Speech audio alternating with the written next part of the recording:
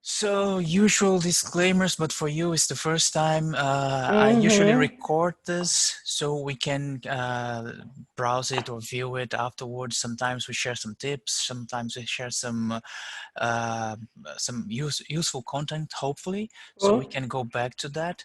And it's also streaming live on my Facebook page, but nobody has the patience to go there for 1 hour and watch the whole thing, so don't worry too much. Today, what I had in mind, and please, as always, if you guys have anything different, any other ideas, want to kick one subject out of the way, just say it. But some of the latest things that I could find, some cool free videos or tutorials that I found. Some things about the next photo walk on the end of the month. Uh, Again, a little bit of an attempt to make our weekend photo walk happen. One thing that I would like to discuss a little with you all is about backups. And then, time permitting, a little chat about Capture One and color grading according to the point of view of a people photographer and a mountain photographer, let's call it that. And a little bit about what we might do next. In this tiny section is where I try to share with everybody whatever we find as a group. So if any of you find a cool idea, a nice video, one tutorial, some funny thing about photography, video capture, and Lightroom, Photoshop, or whatever is related, just shoot me a message and we can share it with the group. And this one that I saw, sorry, Remi, but yeah, I know you won't like it too much, is a very nice way that you can add something to a photograph. And if you have a perspective, sometimes I really struggled because I wanted to put the logo from a client or just wanted to put some photos on a wall to try to sell to some customers. And this guy from PHLEARN, he shares a very nice and easy process to do it using the vanishing point. So you can make, as you can see on the first photo on the left, he just pasted something that was square to the picture in 2D, and he made it look like it is on the second photo in the perfect perspective on his photo. Easy, and maybe it's useful for you guys. For me, it was certainly a couple of times useful. Another one a little bit more in the lines of what we usually discuss. This guy, Karl Taylor, he's been around forever. He is a little bit, tries to sell a little bit too much for my taste. But this tutorial, he had some nice tips to make environmental portraits. And this is a kind of portrait that I like a lot and that actually could used to sell well for me. So he has some nice tips in this video if anybody is interested. All the links are going to be up maybe tomorrow on the blog. So nobody needs to memorize the crazy YouTube links that are below. This guy, Ted Forbes, I don't know if you guys followed him or know him. He was a photography teacher in some university in the US. He knows a lot about film photography, about old photographers. And he used to have a podcast like, I don't know, 5 or 8 years ago, in which he would each month address one photographer and he would go in depth about the work of this guy, show some pictures, and I really liked that a lot. And recently I found that he's doing a smaller version of that on YouTube, and he has these guys that are on the screen now. So he has he goes about 15 minutes or so talking a little bit about some of the photographers he chose to talk about their work, their process, the equipment they used. I like this a lot. When I have some time to kill, I like a lot to see the work of some of the classic photographers maybe. As always, this Unmesh Dinda from Piximperfect. He has some very good tutorials, and I just brought this one. This is not new, but he goes a little bit about how he does color grading on Lightroom, and that could be nice to compare to what we will see on Capture One, and we will see how much better Capture One is, probably. but he shares a little bit of how he does it on Lightroom and Photoshop. So if anybody is interested, as usual, he does amazing tutorials. And for the Canon shooters among us, I know there are a lot of people smiling and saying, okay, you should have waited and not changed to Sony or something. There were so many people coming with videos about the R5, R6, and how Canon now is the new best one and everything. And for me, they're all hammers. And nobody asks if your hammer is made from Kelsey or any other manufacturer. But I mean, these Canon cameras seem amazing. And this guy, I just love his videos. And he's done a hands-on tiny video. I think it's 15 minutes or 20 minutes with the new Canon. I don't know if it was short because it overheated or if it was short because he was just doing it quickly, really. But I mean, it's an amazing camera, and there's he goes a lot, he describes a lot of the new features and the very, very cool things that Canon has done, and hopefully is keeping Sony on its feet also. And this one, as usual, I tried to bring to you guys some cheap, or in this case free things. So on CreativeLive we have this this week for free if you go there while it's live. And we have again something from Lindsay Adler. She's a very good portrait photographer. Goes a little bit too much on the creative side for the ones among us who don't really like to alter a photo so much. But actually she's very good on what she does. And she has actually two. I think I forgot to put the other arrow here. She has this how to light on location, and how she uses. I already watched this one. It was live last week. How she uses modifiers to shape the light in the way she wants on a specific shoot. And she's very good. The other ones I don't know so much. I know this guy, Benjamin von Wong. He's a young photographer, does a lot of crazy projects, loves to blow things up.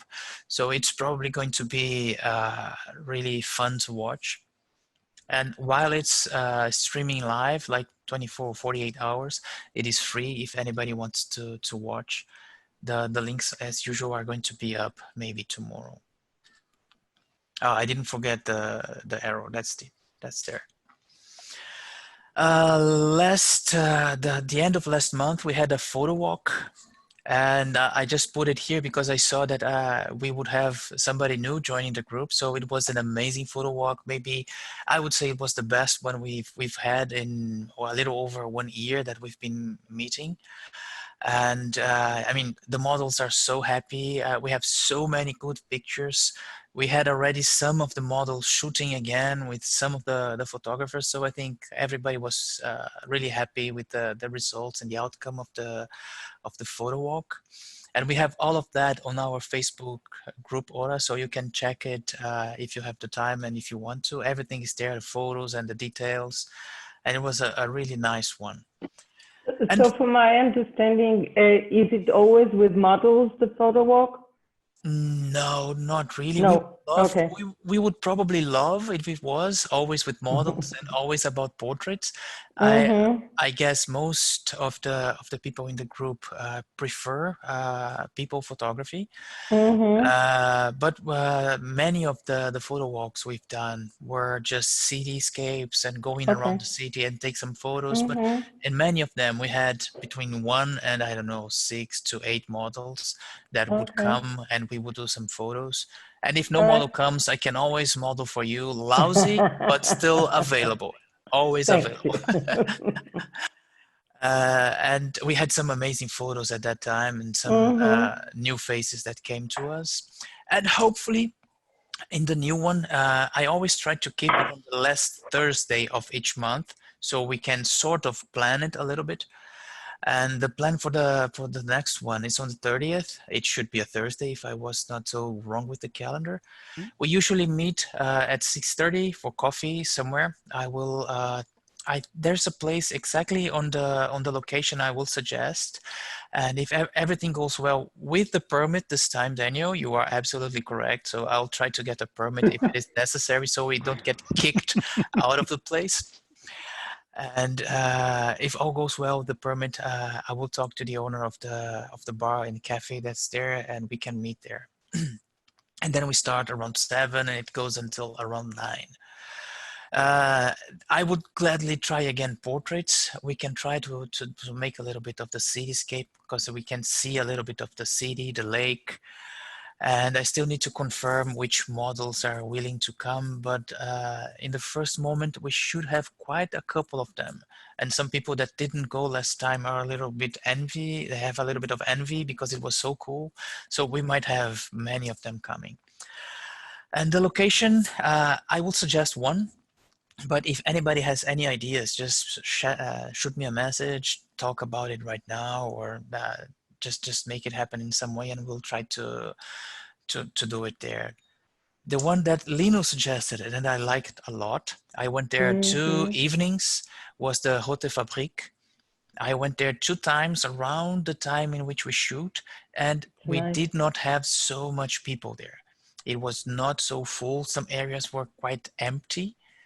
And I think we can spread enough so we don't like pack just one corner, because last time we were like 20 photographers and 6 models. So it was quite a crowd. So even if we are that many, we can still move around, and there's a lot of room for us to enjoy and have some very good photos. I just put a shared album. If anybody wants to see the crappy photos from the cell phone, I took some photos along the place, so you can see how it was until last week. They were putting some new graffitis, so we're probably gonna have some fresh graffitis to photograph too. And that's, I mean, the vibe of the place. If anybody doesn't know it, it's a lot of graffitis all over, some stores, some bars, some nightclubs or whatever club it is around the place. And we still have a way that goes around the lake in which we can see some of the city. The Gold Coast is on the other side, so the sunset, which will be during our photo walk, will give us some very nice light on the city. Not so much on the side we will be with the models, but there's a lot of shade there. So I imagine that could be a really great place to try to do the next one, especially if you get some models to come with us. Have any of you guys already photographed there? No. No, I know the place, but I never photographed there. Okay, because I contacted a couple of different emails and people to try to get to know if we actually need a permit, but I still don't have any answer. But I'll try again during this week. So hopefully we can make this work on this location, and I really imagine we can have an even better version of what was already very good last week. And not only that one, but I set this this doodle so we could try to punch in which weekends could work for you guys. But what I think is that as many of us went on vacation and are probably about to go on vacation, so nobody still wants to commit some weekends in the next month or so. So we might have to plan it for maybe the second half of August. So most people are back. But the idea here, or I think you are the only one who didn't still see this, is going to a place that has to be sort of close by, 1 or 2 hours. We could spend most of one day there, maybe, and hopefully take some models so we can choose between landscape and landscape. And try to have a not so big group, because it would be a little bit difficult to coordinate everything. But this is something that many of us, me included, are really looking to have the chance to do it. So if you guys could share which dates could work for you, we can try to make a first attempt on this weekend photo walk. Oh, excuse me. No worries. And this is something that I thought about bringing here because I was talking to Ed for quite a long time about it. We could try to share the best practices on backup. I know I spoke to Daniel sometime in the studio some time ago, and we shared some interesting ideas. And I would really love to have this as a subject that we could maybe spend some time chatting. I don't know, today, next time, or another time. And I don't know what you guys think. Is this a subject that would be interesting to you? To I me, guess it would not. be. No, well, okay. No, not really. Okay, so yeah, it doesn't really seem to ring much bells. So if you guys have any tips about backups, I would love to hear them because sometimes we find some cool and some good deals to make backups. And I'm always looking for that because I also do video, and video really gets my hard drives, my NAS system, and my cloud storage. It's never enough. So if you guys have any ideas or tips, or just we could have a little chat, but let's not do that in one meeting. And then if Daniel and Remi still have the time and the chance, they were willing to share with us how they tackle color grading on Capture One. And I was really happy to see the different ways that portrait photographer Daniel, which is on the left on the screen, and Remi, who takes these amazing photos of the landscapes, and how each one of them uses Capture One and how they do this color grading. So do you guys want to do rock, scissors, and paper, or we go on the alphabetic so there's no issues? Yeah, as my thing is, as I mentioned before, I need to pick up my 5 minutes. So okay, so if you come back, we still do it. Otherwise, we can try to do it next chance. Sure. Yeah. I would love to show it, but now it's usually she comes earlier, but today she's late, so I need to no worries, mate. So maybe Remi could share with us. Yeah, so I'm on the hook. And so, you have the power to share the screen if you want, Remi. So yeah, I'm going to stop the share. Yeah, okay, that's what I wanted to say because okay, I can choose which one.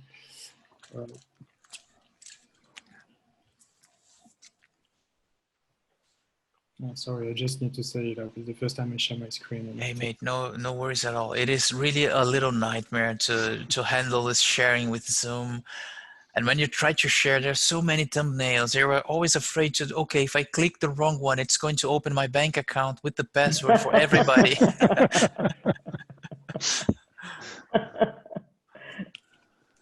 All right, so we did just 1 second.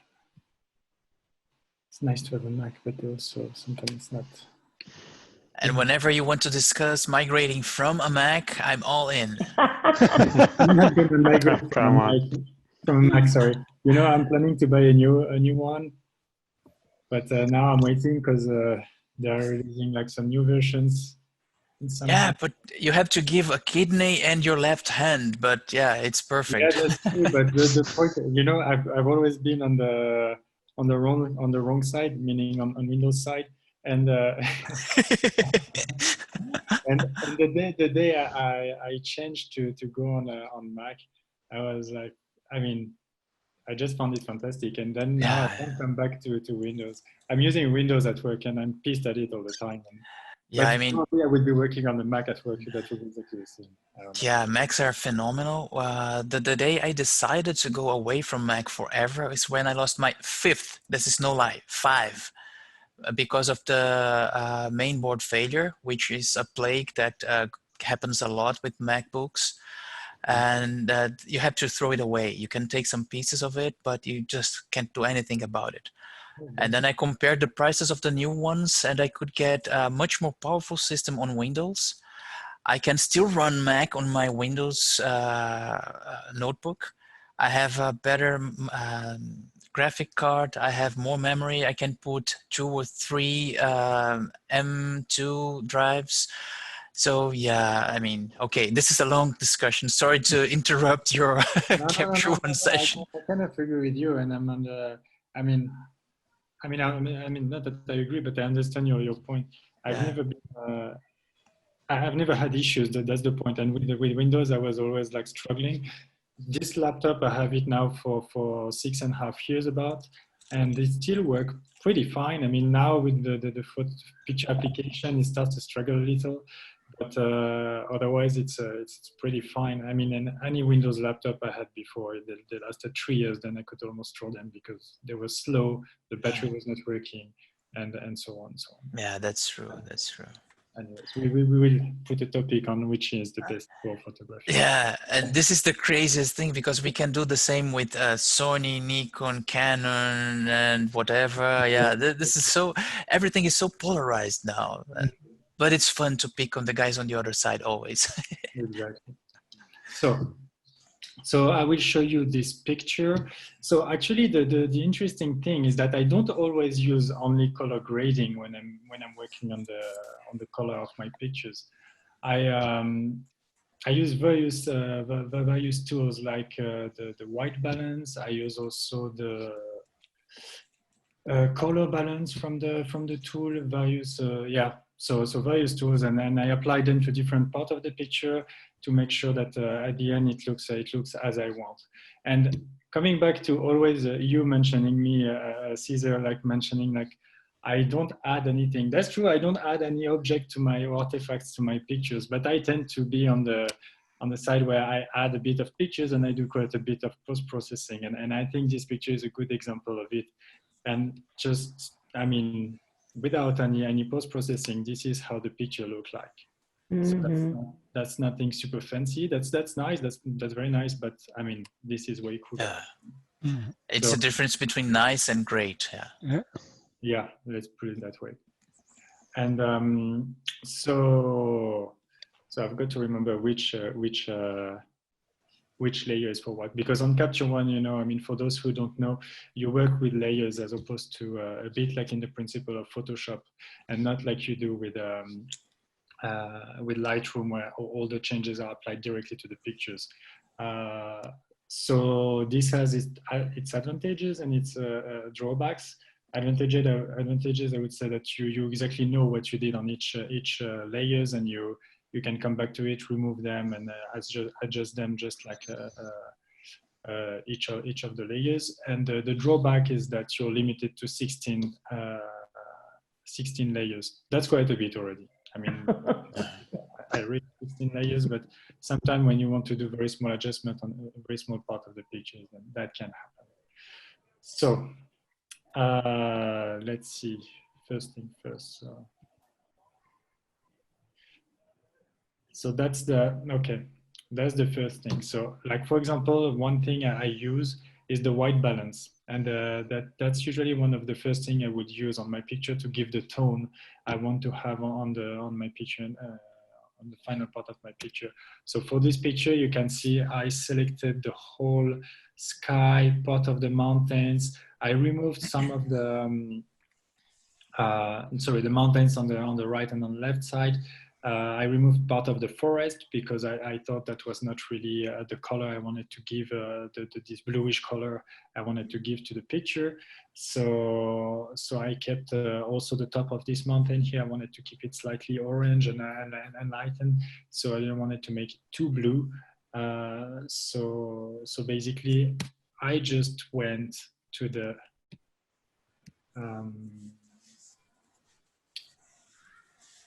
white balance. So I don't get to I mean, in case someone is thinking about at some point changing from Lightroom to Capture One, or just buying a new software, having one. Here you will need to you can adjust all the parts you want in the software. So it's not because it's like this on my setup and you don't find it practical that you can't do it on your own. So, and basically I will start by changing the white balance, and then I will try to find the right setup I want. And that already make a lot of changes. you can adjust as you want. So of course, so depending on the so the Kelvin is because the higher you go, the warmer the picture is, and the lower the colder. So basically, you go from blue to red. That's a bit the principle. And then you have the tint that goes from purple to green, I believe, blue, green, yeah, from blue to green. So basically, you can adjust all this, but mostly the Kelvin will do the trick here. Then, so of course I do, so actually I'm going more like through a picture to all what I do on my pictures, because it's hard to say like, okay, I do one thing, because I will adjust many places on my pictures. I would highlight the forest, for example, here to make it brighter, to make it like smoother and look a bit more like the picture, like a drawing. Okay, I changed the mountain to make it, otherwise it's a bit flat. And here I give a bit more structure and a bit more contrast. Then, okay, these are some gradings, some sky gradings as well. Then, okay, some circle grading, sorry. I'm just like going through the picture, I don't know all my changes by heart. Then I kind of replicate a bit the sun and give a bit of more light on my picture to see, like, to enlighten a bit more like where the sun could come from. And here that's still seem realistic, you know. It's not like adding a fake sun or whatever. It's just like adding a bit more lightning on one side of the picture to give a bit attraction from the person who sees the picture, really sees like the light coming there and enlightening the mountain. And what did you use for the sun sky change? What was it? I just used a grading, like I don't know, a circle grading. I don't know how you call it. And basically I increased the brightness, and that's basically it. I mean, here a bit of contrast, but that's basically it. And you put it well on the edge of your picture, so that you have really the feeling one big part that's coming really to. It's not like if I would move it here, for example, you see that will yeah, it looks fake. That would not make sense. That would look unrealistic. So yeah. Then I mean, that's a lot of highlight when you start from such a picture, which is quite dark actually. So you need to play a bit with the light here. Then, so I would highlight just the top of the trees, because then I'm thinking, okay, the sky is the sun is coming here. So then what I want to do is like to give once again a bit more effect on the picture, to have more impression of drawing, of colors. And that's my own preference. I mean, of course, not everybody likes to do this, or not everybody likes it, but that's what I like to do. And so I will highlight the top of the trees and just like give, so the same, like here, I just use a normal brush, and I just like draw a line on top of the trees. That's it, nothing more. And then I highlight it, added a bit more of contrast, otherwise it looks fake. And so to gain a bit of colors and structure. And I will add also some saturation.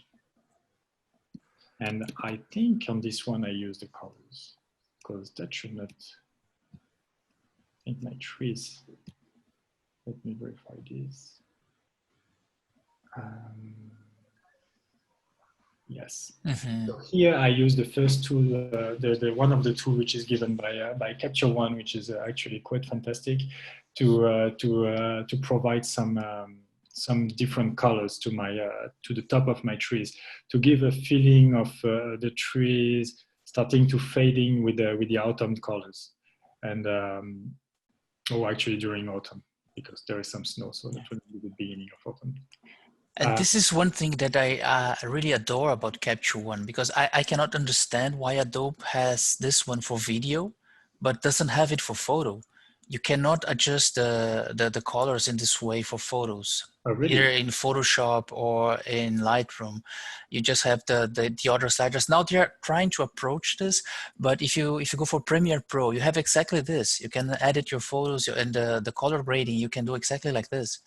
Well, you can in Lightroom, you can create a luminosity mask in a new version, and then you can say, okay, I only want to apply it on the highlights, but it's not the same, of course. Yeah. Okay. No, I mean, yeah. I mean, actually, I changed just for the information of the group.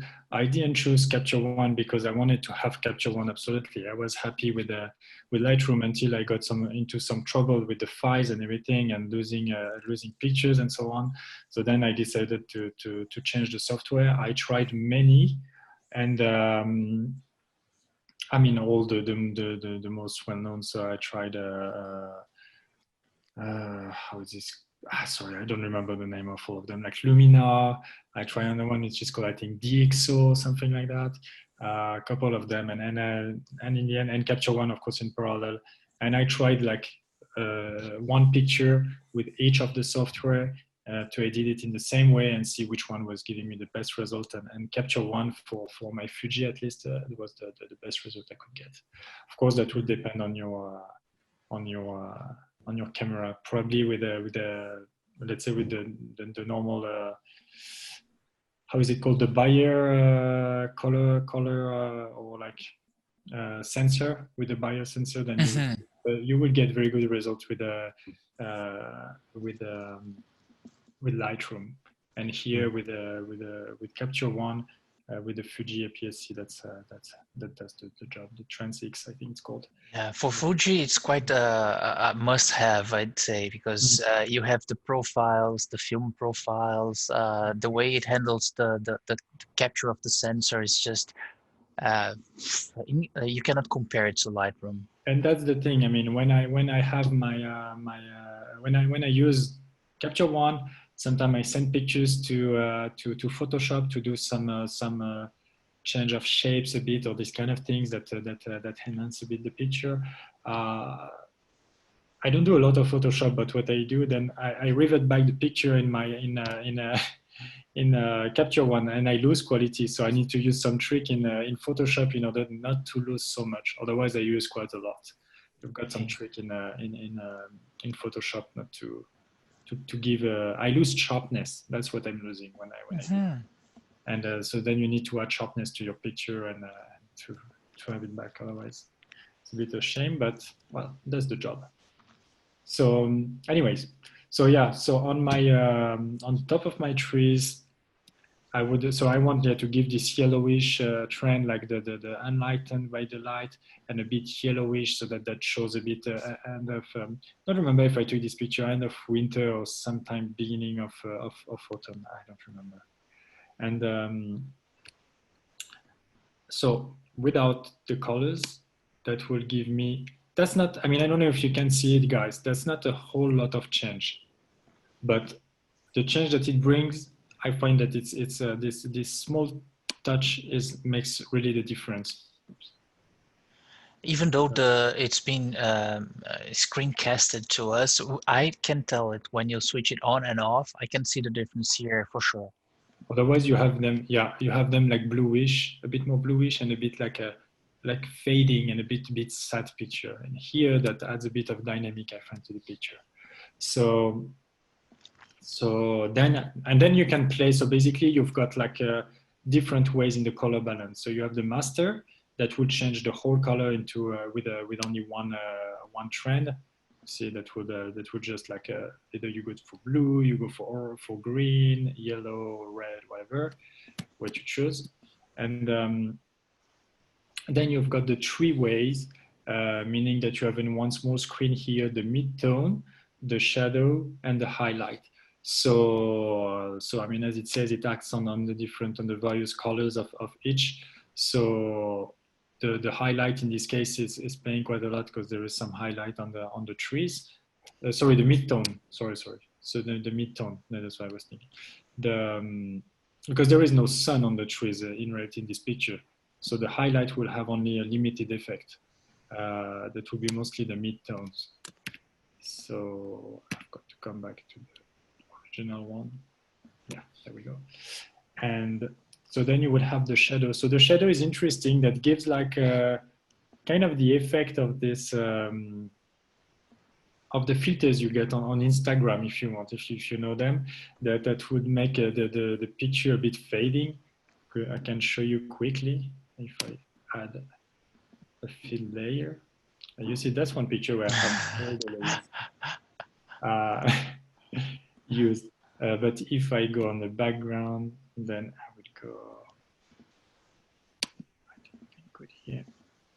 And if you see how it does, it gives like kind of this this curtain over your picture that makes it a bit faded.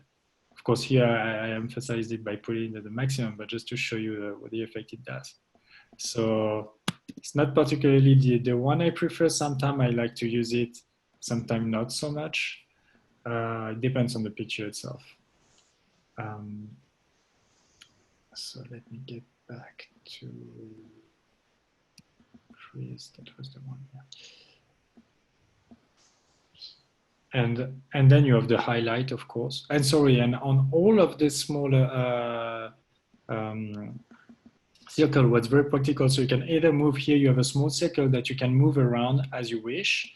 Otherwise, you can move this this small circle with here you have a smaller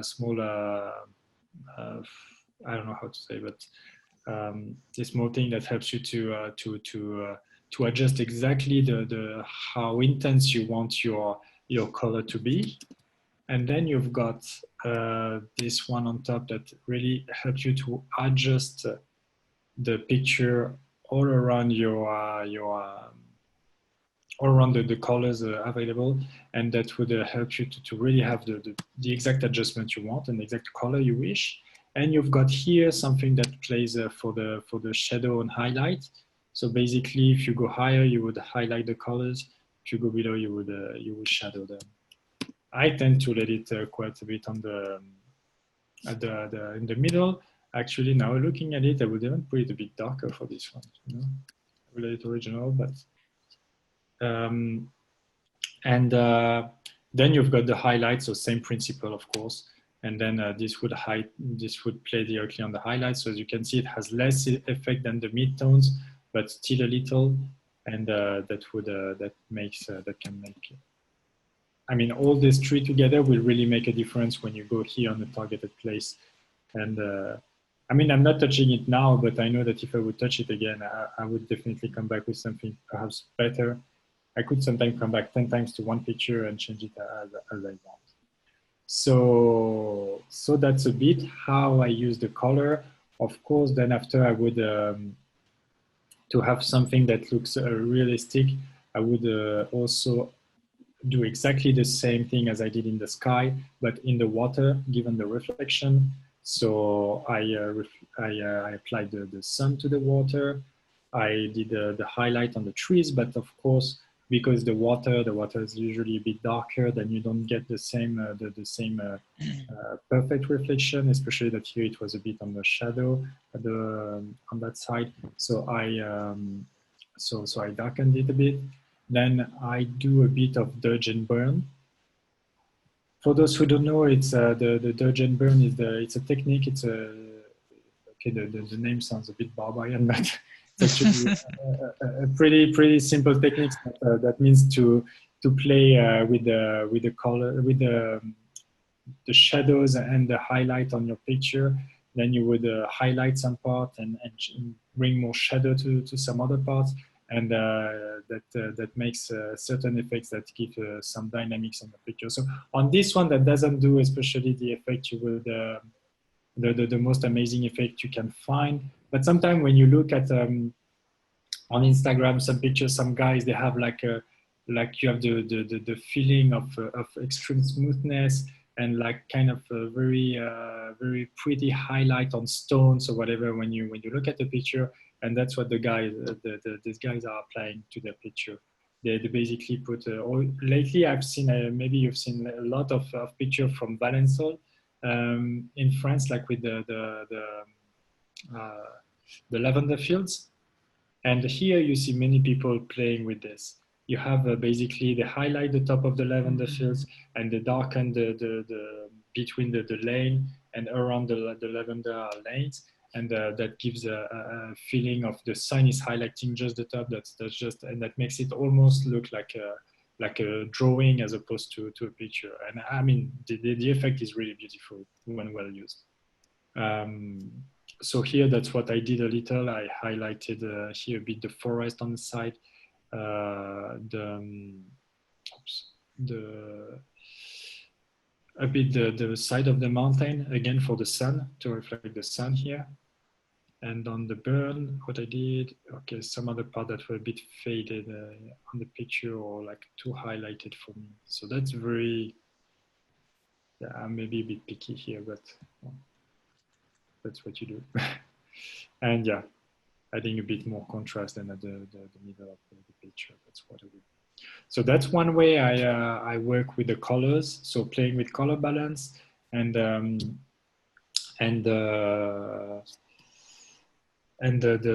white balance. That's something I use. Actually, this is what I probably use the most.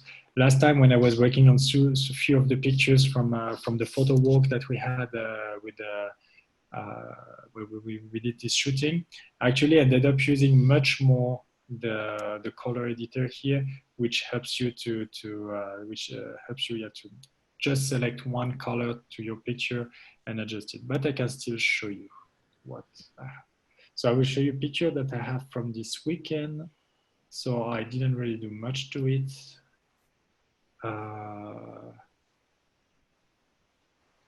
Oh, by the way, I bought a drone and I played with it. That was pretty cool. Yeah. And which DJI did you buy? I took the Mavic Air. I think I saw some post of you. You posted it, right?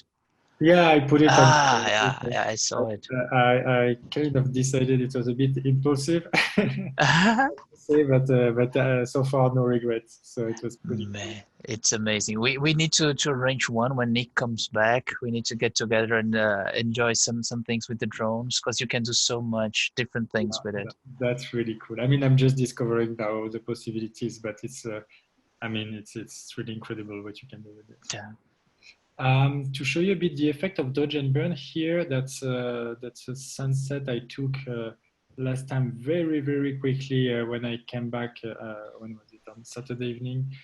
I came back home and there was this sky and that was very beautiful. It was almost at the end, but managed to stop next to a field next to my place and I got it. So I didn't name here my layers, but I think it was yeah, you see here, I bring some darkness in between the lane. I think this was parsley on the floor, on the ground, growing.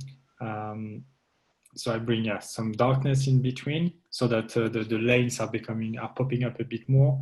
And then I would put a bit more of light on the lanes so that they look a bit brighter.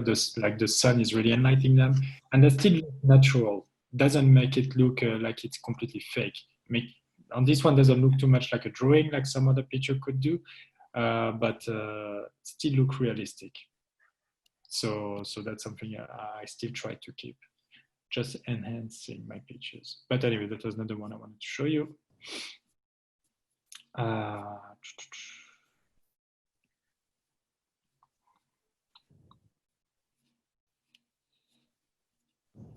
I took a lot.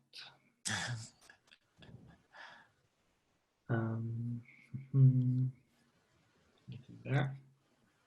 Had one nice just before. Yeah, this one. I think.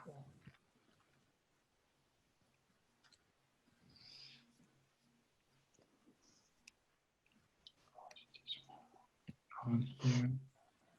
Sorry for that. Okay, there we go. Yes, so here I tried quickly to apply some color grading. So here, so that's the.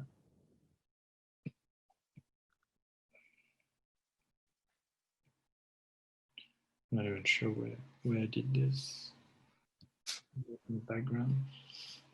Yes, I did it on the background. So basically, what this tool here is doing, the color editor, you've got three mode inside it. So you've got the basic mode, which allows you to have basically these are like predefined colors. So basic colors that you have in your in the color of circles, in all the colors you may have, and then you can adjust them. So the hue as you wish, the saturation. You've got this small screen at the bottom here, like the two frames that shows you how the color will be. The original one on the left and on the right hand side of the one how it will look like, and then you can play with it, and it will show you how it would look like.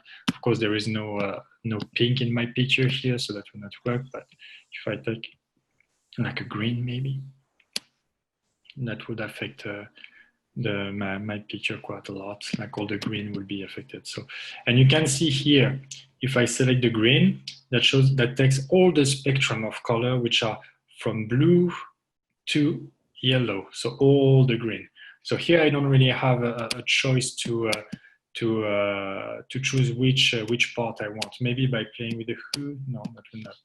That will take the whole thing. So I would really have to play on all the green. But if I want to select just one small green part on my pictures, then I would go to the advanced mode. And then with this advanced mode, I would select whatever green I like, or I want to change. And this will give me this will select here the color I just selected and what I want to do here, because I want to see if all the green I want in my picture to be selected, and I want to ensure that no other part of the picture are selected in terms of colors, so that I don't affect the parts I don't want to. I would come here, and here you've got like view selected color range, and basically it will just like keep in green keep the color highlighted in color as the one you want to, and the rest of the picture which is not which won't be affected is shown here in black and white. So here I would see, for example, okay, fine, I see my picture, it takes all the grass, it takes part of the forest. Okay, that's not really exactly what I wanted, because I wanted those trees and perhaps here the green which is on the mountain. So I would select so my color. If I would select my color, and I will play here with the spectrum of colors. So I have the choice here to increase all basically what I want to select. I don't know if you can see here. If you look on the mountain at the end of the picture, there is this mountain, and on the back of the picture, and you can see the green appearing here. You can see like I'm selecting more green or less. And even if I go on the other way around, that will do the same thing. So here, maybe what I want to have a bit more green, so I would select a bit more. And here I can select also how the intensity of the green I want to select. So if I want to have all the greens in my, the very highlight greens, or the rather like faded greens, I would play with this small tool here. So here with the green, okay, that plays more on all the greens I can get, and especially with the intensity of the green. So, and here I would go something like this. I'm happy. I got all my forest in green. I get my mountain with the grass in green. Then I would come back to my normal picture, and I would start playing with it. I would just can go, so here bring it to almost autumn colors, or put it like very green, like a very spring or summer day in Switzerland. But of course, this doesn't look really real. This would look real, actually. This doesn't shock me. But I mean, I was in summer. I want to have a picture that looks a bit more what I did. Maybe too green. I'm not especially too fan, but that's personal preferences. So I will go a tad less to have it a bit yellowish. And so I will keep it like this. Then I play with my saturation. So here you've got, you know what saturation does. Depend if you want to have like a more fake picture, yeah, or something a bit more like dramatic, then you would play with this. But okay, here I find that this yellowish that I had at the beginning was perfectly fine, so I would not even touch the saturation and just keep it as it is. And then I have the lightness, which gives me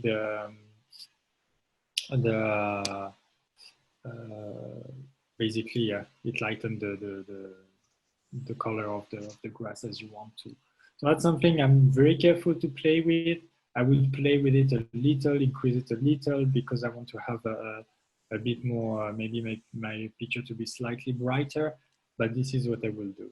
And basically that's what it gives before and after once I applied my changes. So that can make quite a difference in your picture, which is pretty amazing.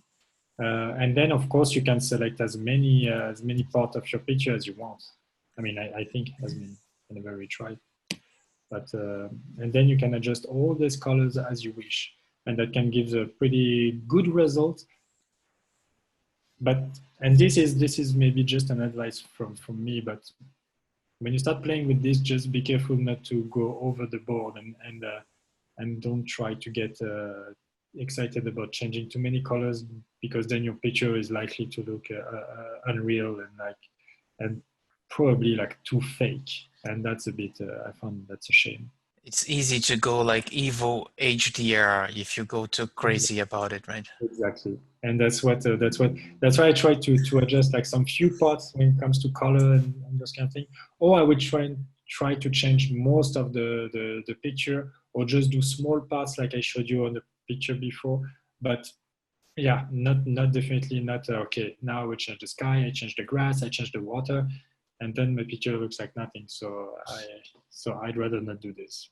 And then here you can add you can play and add or remove some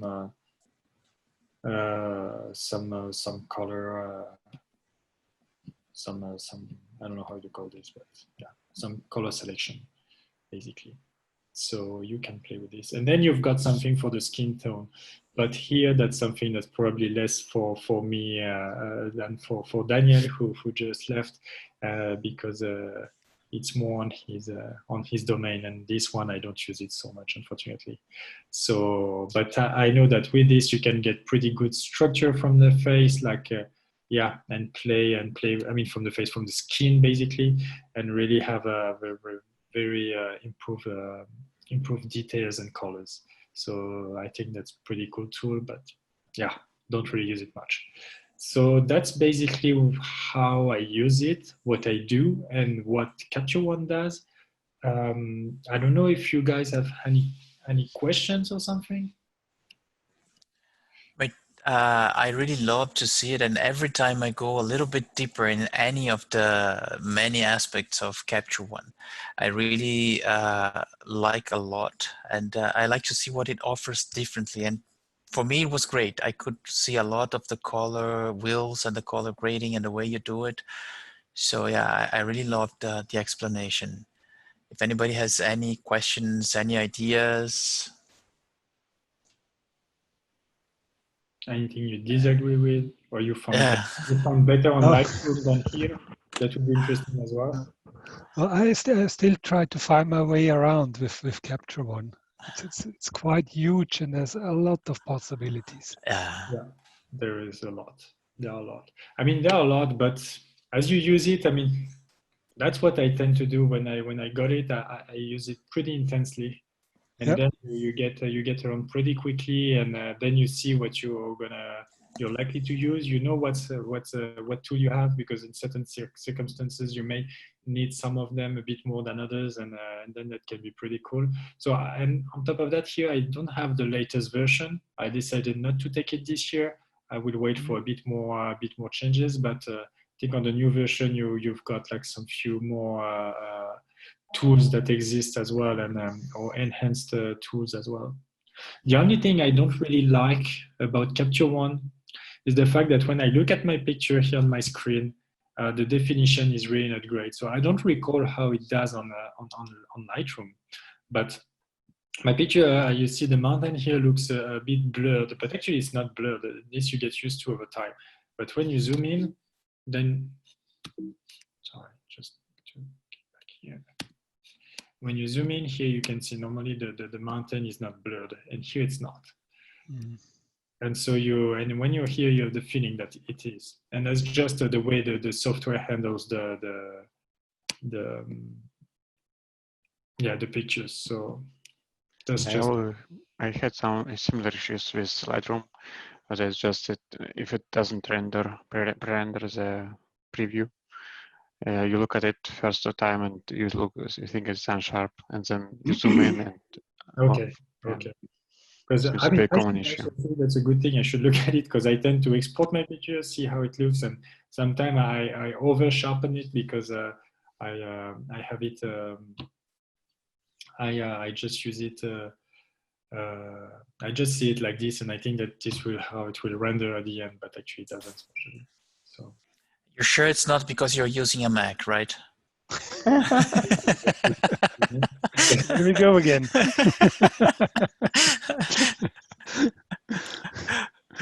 Just speaking on you, mate. Thank you so much. That's perfectly fine.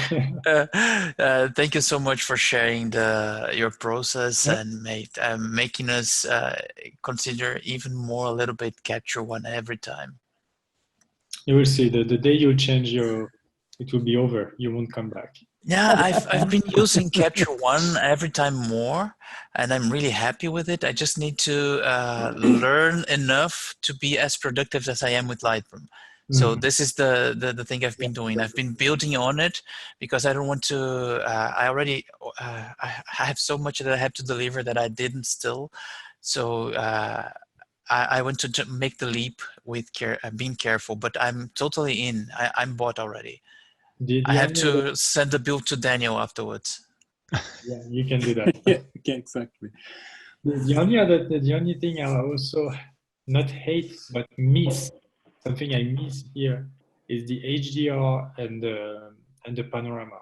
The panorama is fantastic in Lightroom, and they don't have it here.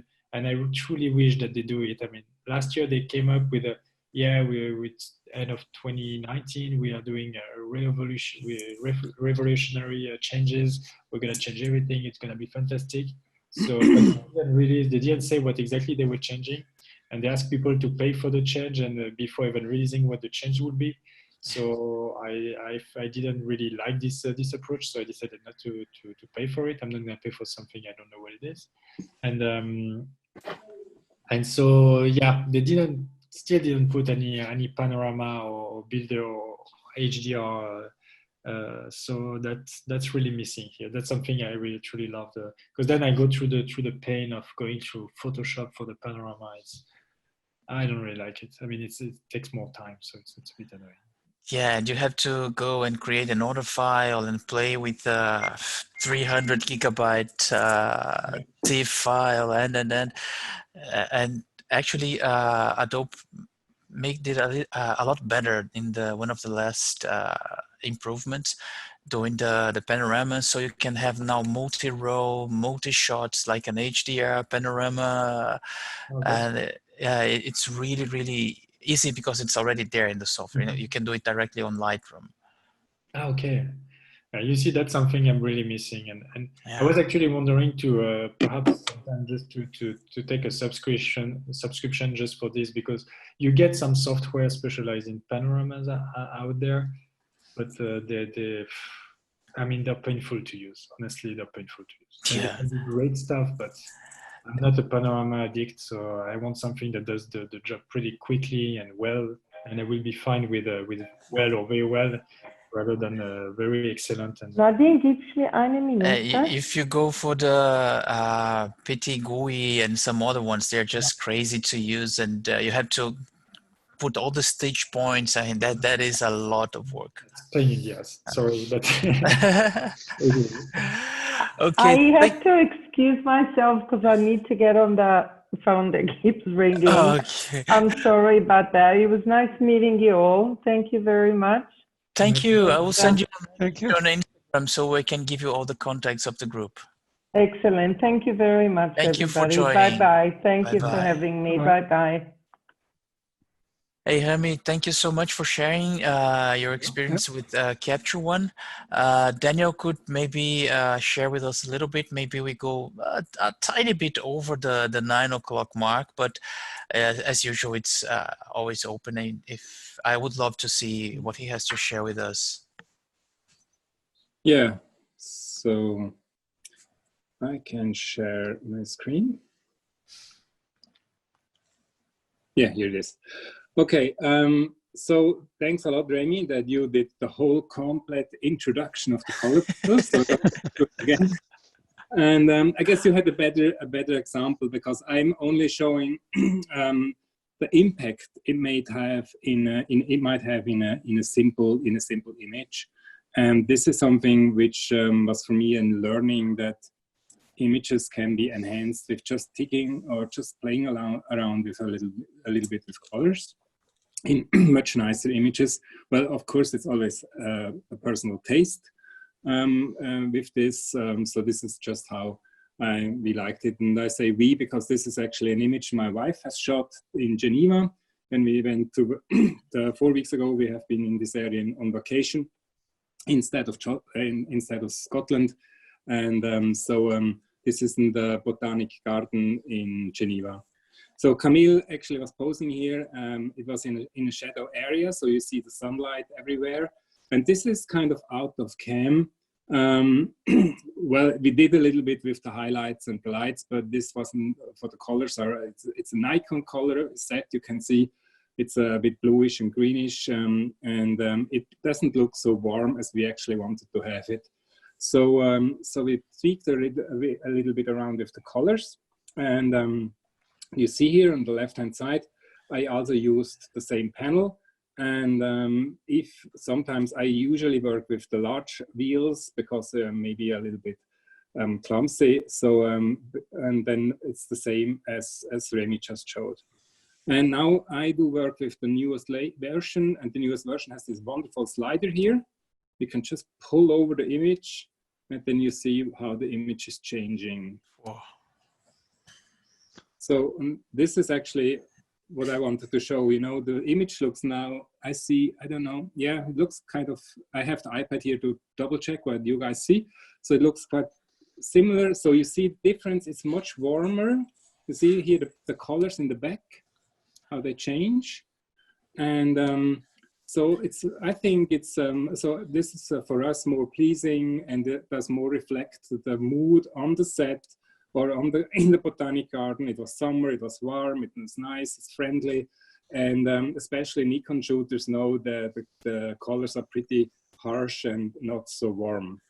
So and the skin is absolutely another thing, because when you apply the color correction, the skin is skin. Before it was, I don't know, something from a lizard, yeah, because of the colors of the Nikon.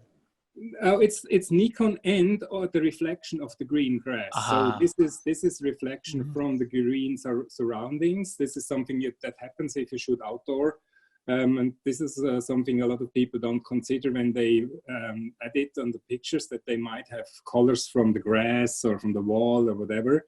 So yeah, so this is, now you see here on the three-way wheels, so I pulled in the highlights, in the midtones, I pulled the red on. Then, so you see here, and then here in the highlights, we pulled up the yellow ones. And this is actually what happens then. So it's not a lot of change, but I think this is what I wanted to show. It's a little change, but it has an amazing impact. At least for us, we like it a lot better in this way. Another example is a shooting we had done this weekend with Min Lee. Min Lee here. This is a studio shot in our studio on in a super white background with Elinchrom lights. So, you know, for 5,500 Kelvin. And as she had this dress and this green stuff here, so I wanted to have this image a little bit more moody, a little bit more, yeah, softer. And so this is what I just did with a little bit color grading as well. So if you pull the slider over here, see how the image is changing. And it's not pretty different. So one of my thing is, it's maybe a little tick I have. So I usually add blue in the shadows. and orange in the highlights. And in this case, I also added a LUT table, the Hessex table. So I have quite a lot of LUTs. I added this and then I made it stronger. And you see here, the color grading again as a layer. And we go to the rebase. So I didn't do anything in the midtones. I pulled the shadows completely to the end. So this is very easily done here with this slider. And the highlights somewhere in 1/3 of orange. So this then happens to the image. And I'm just checking if I did some color. Yeah, there's a color correction as well. So here in the greens, I pushed up the greens here a bit. So you see the difference now, on and off. Just to make them a little bit more prominent in the picture. And well, I mean, Remi just did a wonderful introduction of all the things here you can do. So this is what I think color grading is worthwhile to consider always, even in an outdoor shoot or in a shoot which is lighting nice, because you can, with a little effort, you can really change an image to a much more pleasing image. That's what I actually wanted to show. Any questions? That's great, and I even though it is just a screencast, we can tell a lot of the difference that it made, and it absolutely makes the image much more pleasant to look at. Yeah, so this is yeah. So I think there are a lot of YouTube videos around color grading, and I really separate color grading. So you see the brightness here, separate to color grading, and the same here with the other image. So I really have. I have the background where I do the lightings, then I have the curve, then the color grading, and the linear lights, so to change things. So this helps me really to separate this, and I have seen Remi do this as well. I think this is a fantastic tool which is not available in Lightroom, these layers. Hey, that's great. We have to send you guys you guys have to send the affiliate link. So whoever buys Capture One has to share some with you, because it is just amazing what you guys do that we cannot do with Lightroom. I know, I have seen videos now from Lightroom. They upgraded the color management quite heavily. Mm-hmm. So I cannot compare. Maybe you can do it as well. But here it's more about the idea, what I want to, yeah, say that just consider color grading as a tool to make your already good image a little bit more pleasing. Yeah. And Daniel, do you use the skin tone sometimes? Because actually that's something I really never use, and I'm wondering if not really. Not really. Okay. Yeah, the thing is, as we usually. I believe it has too much overlap with the normal toning. Mm-hmm. And if I have just a lot of skin, I sometimes try it. What I like in the skin tone thing is that I like is this part here. So this is the same actually you have in the advanced here as well. So this is smooth. As the smoothness is how much it's bleeding in other colors. Then hue is clear, saturation is clear, lightness is clear as well. So this is the darker or lighter. But here in skin tone, you have an uniformity. And this is very nice. So if you have someone in a bathing suit or in a bikini, and maybe the skin is a little bit blotchy around, so you can pick a piece of skin or a part of skin, and then say, I want now this color uniform throughout the whole color range of this skin. So if you have shadows or we have blotchy parts, then they get a little bit evened out, which is pretty nice, I think, sometimes. And if it works, then you can save a lot of work in Photoshop sometimes. But like here, you know, here this thing is, the skin is now shining through the fabric of her shirt, so it does not work anymore. And just let me see what he picks. Yeah, you see, now it picks the skin here as well, and even some in the trousers, but I can just go with the smoothness down. Yeah, so the trousers are off now. Okay, for the ones who don't know, so if you pick on this box here, it only shows you what the color picker is manipulating. So now see, the trousers are out, they're not manipulated anymore, and they've come with the smoothness up. You see suddenly the trousers coming in, so they're coming in here, you see. So just go down here, the trousers are out, and then I can say, I want to have the lightness everywhere the same, and you see, yeah, you can see it, see how even the feet are getting lighter here. And if I pull up the lightness here as well, down, and so this I think this part here is this is the strong part. So you can have everywhere where the skin is shining up, it smooths that out. Yeah.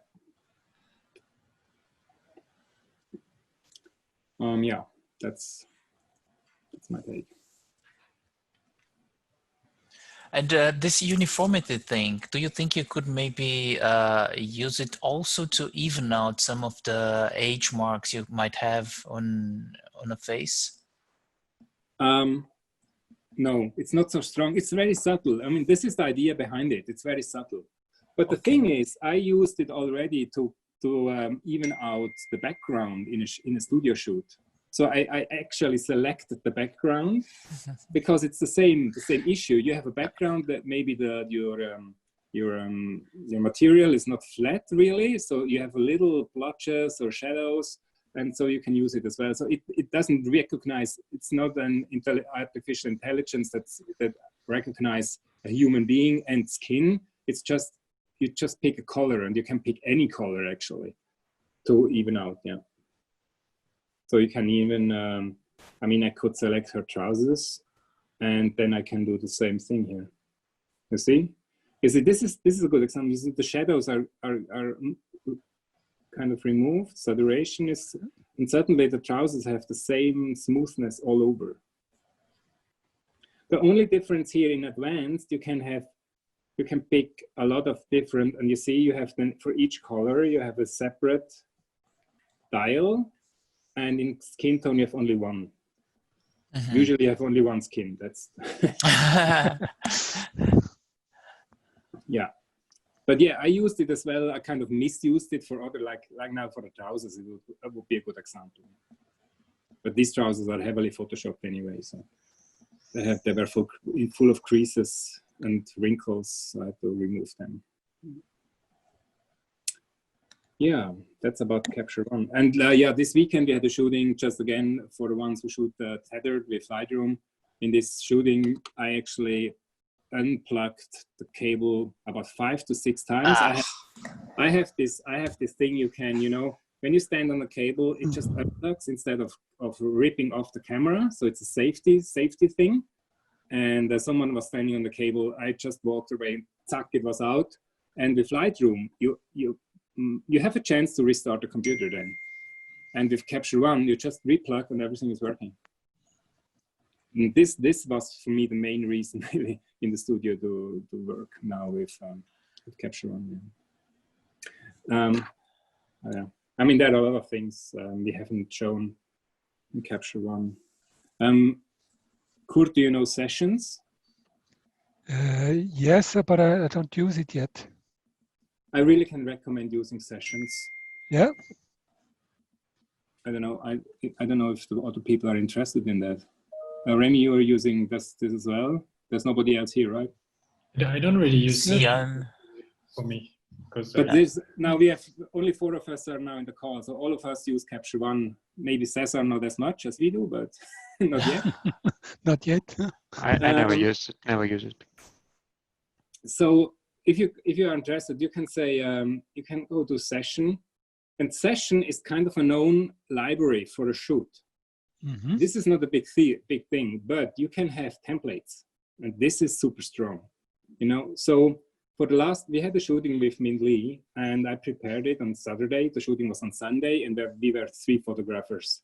So I created a session with all the correct naming of folders, and then say, I just call this test session. Then you say, where do you want to have the folders? And now I say, okay. And now it creates everything I have prepared, you know, see here already testing, Min Lee, Christoph, Min Lee, Anna Rosa, Min Lee, Daniel. So these are the 3 shooters. And this is already done. So it's instantly done. And when you shoot, you see the camera. So everything I shoot is now going into testing. I can just right click and say, set as a capture folder, and everything being shot right now is going into the crystal folder. And here I made the name format with the session name.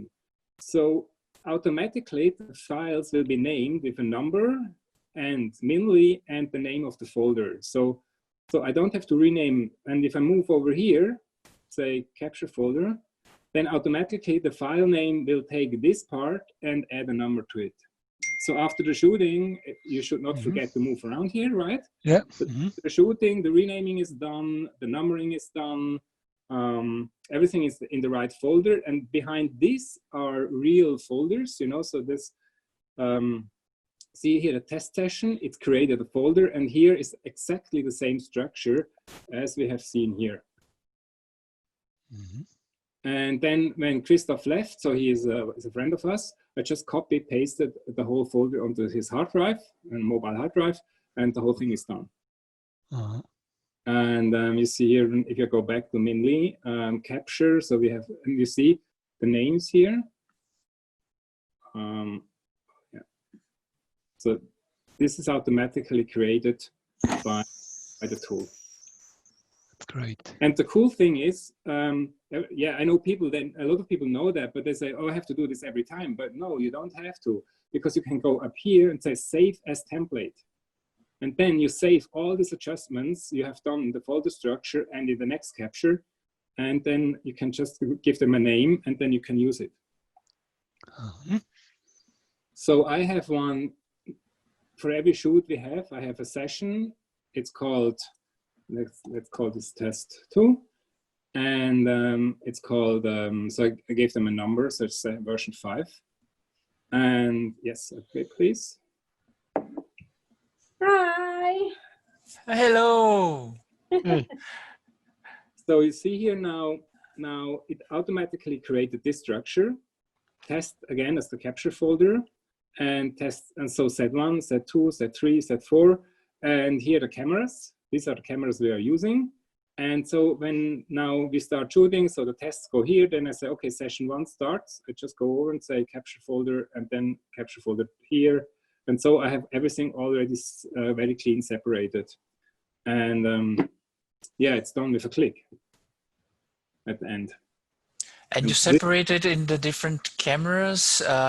What Yes. does it do? It recognizes the camera and it sets the, it's just like a smart library or something. Yes. Okay. So now if Anna-Rosa usually shoots with this D750 and then with the 810, so she wants to see all her picture. Maybe they are this. Maybe she did set 1 and 3, but wants to see all her pictures. She clicks on here. If I want to see all my picture, I click here. And if I star them, they are here in the stars. And I think this is again. I mean, capture 1 is. I believe you can really see it's coming from a production environment. They make a lot of things very. You can speed up things quite heavily. That's very nice. And even here in the, if you do, for example, if you shoot in a studio and you have a lot of things like the framing is not perfect, you know, sometimes you frame in a way that you see the windows left and right of the background.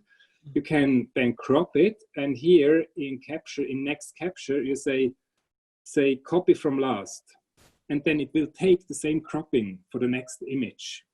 Especially, I use this especially with people, they don't know that you can crop, you know, especially with customers. You know, they argue, oh, I still see the light stand on the image, and yeah, I will then crop it out. They don't. So I take a picture in the test, I set the crop correctly, and then I put it here on copy from last, and then so actually it's automatically cropped, but it's still there, you know. So we know. The customers don't know. They see the final picture. Well, final, but they see at least things you don't show them. And yeah. But another thing, you have to remember to take it off again. Yeah. It's great. Yeah. Every time I'm even more bought in for Capture One. Well, we never talked about the pilot here. Maybe this is well for studio shooters, or so you can start a web server here, and you can give there's a pilot app on the iPhone, on the Android, or you can even start a web server, and you can say you have the customers, for example, Cesar in your studio. Maybe you have a wireless network for your customers. So your customers can go with their handy, with their mobile phone on the wireless. You give them the number here, and they see instantly what you do, and then can give stars. They say, oh, I like this, I don't like this. And if you pay an upgrade, you can even fire off your camera with the pilot software on your iPhone. So you can really do remote management. You can set the ISOs, you can do everything remotely. So this capture, and this is, I have a you know, the 11-inch iPad, and I usually put this one in front in a way that the models see the iPad, and I have the laptop beside the camera directed to me, and then with this capture pilot, whenever I take a picture, they see the picture instantly on the iPad, which is standing in front of them on the floor, maybe. And this is super helpful, especially if you work with people who are not not familiar with posing and all this stuff.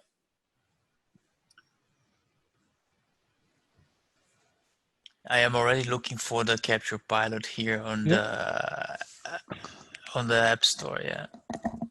And it's, you know, once we had, you know, even if you do testing by yourself, then you can just stand in front of the camera and release, and you take a shot with the pilot, and you see on the pilot the image.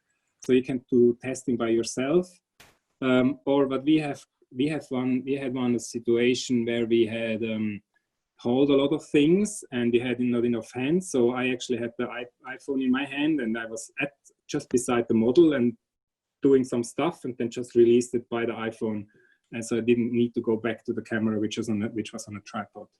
It makes it just easier in a studio setting.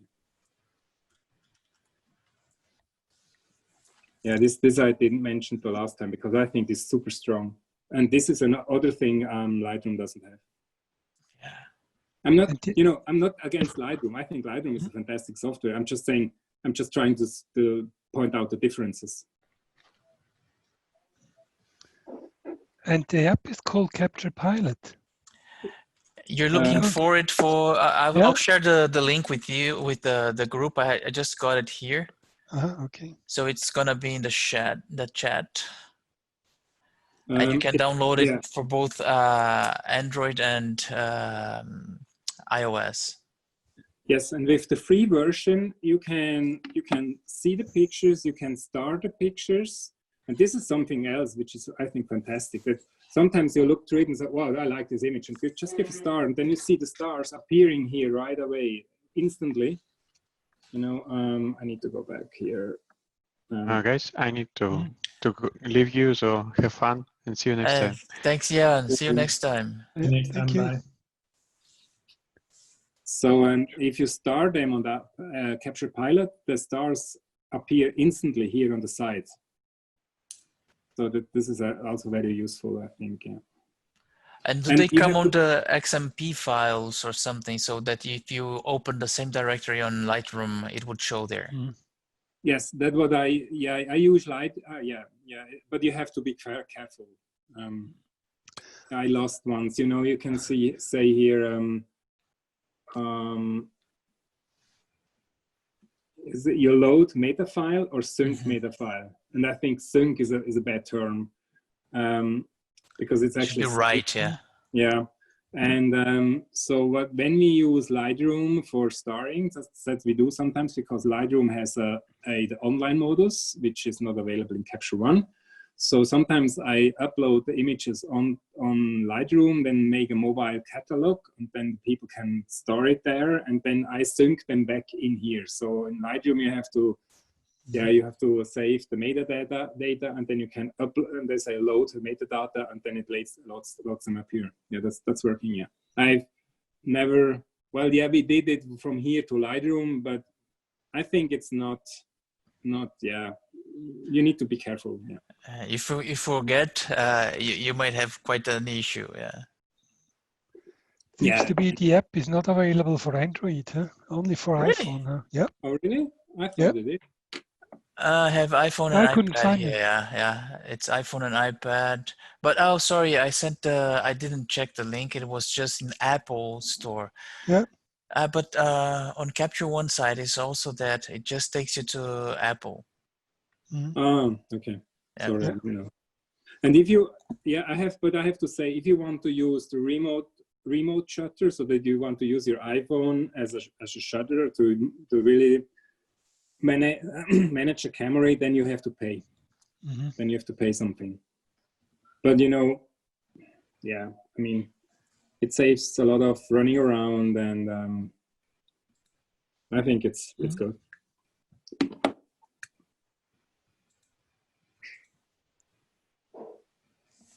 Yeah.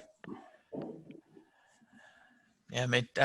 Once again, thank you for making me even more sure that the change is for the better. Yeah. Well, the slider I showed you before, the slider is even working if you have the thumbnail view. So every thumbnail has then the slider, and you move one, all the thumbnails move at once. So it's amazing. Yeah. Yeah. Yeah. But Remi, you mentioned that you're still on the old version because you didn't know what you get for the new one. I agree with you. It was kind of, they made a big hype and saying this and this, and yeah, but at the end of the day. Yeah. I mean, they also started asking people to prepay without saying what were the changes. I didn't really like the practice. I think people didn't really like it either. It's like you pay something you don't know what's for. So yeah. But you know, the thing is, I'm using this software every weekend actually. So yeah.